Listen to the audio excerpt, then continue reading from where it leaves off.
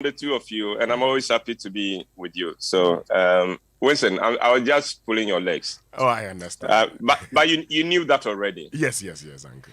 And I suspect this is your way of pulling the legs of Mama V and I. It's a nice way of getting Mama V burst into laughter.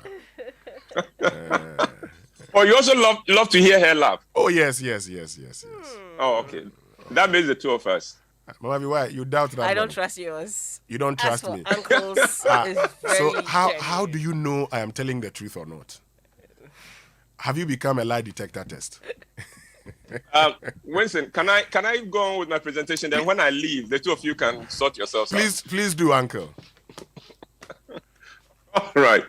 Well, Winston, before I go on to my presentation, let me remind our listeners that the festival starts this Saturday, Christmas Day, with Dear God, and it would the other place will follow till the 3rd of January.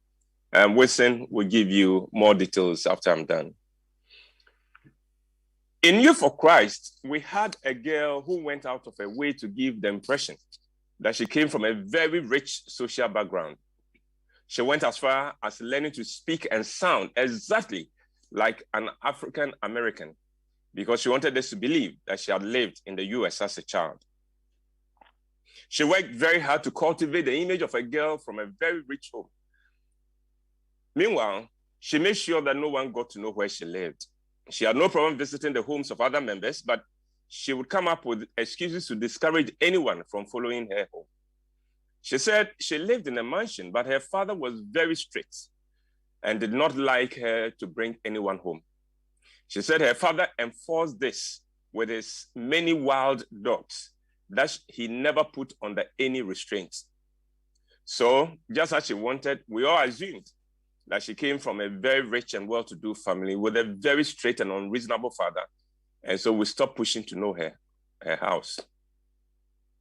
Then she fell ill and was admitted to the hospital. And it was at the hospital we met her parents for the very first time. In interacting with them, we discovered that they lived in a ghetto and in a wooden kiosk. Her mother, contrary to the impression the young lady had given us that she was a German-trained doctor, was a petty trader.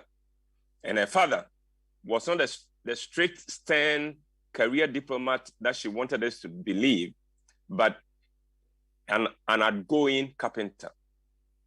I asked her why she had given us the wrong impression about her background, and she said her humble background depressed her. I felt sorry for her that she felt the need to change her history. Indeed, I feel sorry for anyone who feels the need to fabricate a more impressive background for themselves. I have met people whose only regret in life is that they have humble and poor backgrounds. They have done very well for themselves. They rub shoulders with the rich, the powerful, and the successful, but they wish their backgrounds, that is the home or family into which they were born, was more prominent and wealthy. In some cases, these people change their story. So there are people who would obscure their true origins and give you a fabricated background. I think it is unfortunate for anyone to change his background and his story. One of the interesting facts in the Christmas story is that Jesus, the Son of God, the Messiah, was born in a manger, in a place reserved for sheep, for animals. If Jesus had been a Ghanaian, born in Ghana, we would have called him Jesus Manger. Now, if you and I had been consulted by God for our input as to where his son, the Christ, should be born, I'm sure that we would have recommended that he be born in a high-class hospital or in a very beautiful mansion with uniformed servants waiting on him. But that is not the way God chose to do it. In God's wisdom, he chose the manger for the birth of Jesus, the Messiah. Jesus was born in a manger, but it did not affect who he was. It did not affect his ministry. It did not affect his purpose in life. He did not remain in the manger. I believe that it does not matter where we are born. We don't get we don't get to choose our place of birth or even our parents. Those are chosen for us. But thank God, we get to choose whether to make something of our lives or not. We get to choose not to be defined by where we were born, but instead, we get to choose to redefine where we were born with our accomplishments. That manger is a tourist attraction because Christ was born there. In the same way, the poor places where some of us were born could earn respectable status because we were born there and are not ashamed to identify with the place. There's a lesson here for all of us. You may not be born to a rich home, but you can still live a rich life. A rich life comes from dedicating your life to the service of mankind and to God. A rich life comes from making the most of your talents and abilities and opportunities and whatever resources God blesses you with. It is human nature, I guess, that we look down on people from poor backgrounds, but it is unfortunate when those from poor backgrounds look down on themselves because of their backgrounds. Let the ignorant look down on you because of your humble background, but every one of us should understand that the circumstances of our birth need not define us. I come from a very humble background, and my joy is knowing that although I come from such a humble background, by God's grace, I have not remained there. That God has enabled me to add so much value to myself that others mistake me for someone from a very prominent background. And then I happily correct them and tell them about my humble background. I say to them, look, I'm just a South Central boy. When Abena made it to the university, she was the first product of a secondary school to make it that far. None of her course mates at the university and her roommates at the university, had heard of that school, and they made fun of her.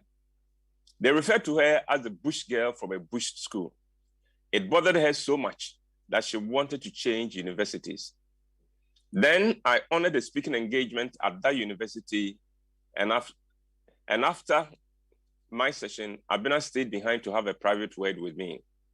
She told me of how everyone was making her miserable because of her poor background.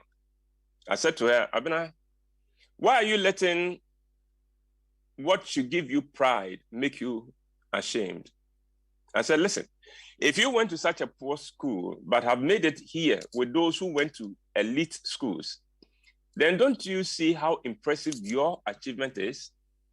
Your mates should respect you because you have come very far to catch up with them. How many of them could have had that kind of disadvantage and still overcome it to come this far? Abena understood the point I was making. And she told me later that the next time her mates mocked her background, she said to them, could you have achieved what I have achieved if you had been in my shoes? If not, then please shut up and recognize that in catching up with you and sitting in the same lecture hall with you, I have accomplished much more than you have. She said that shut everyone up.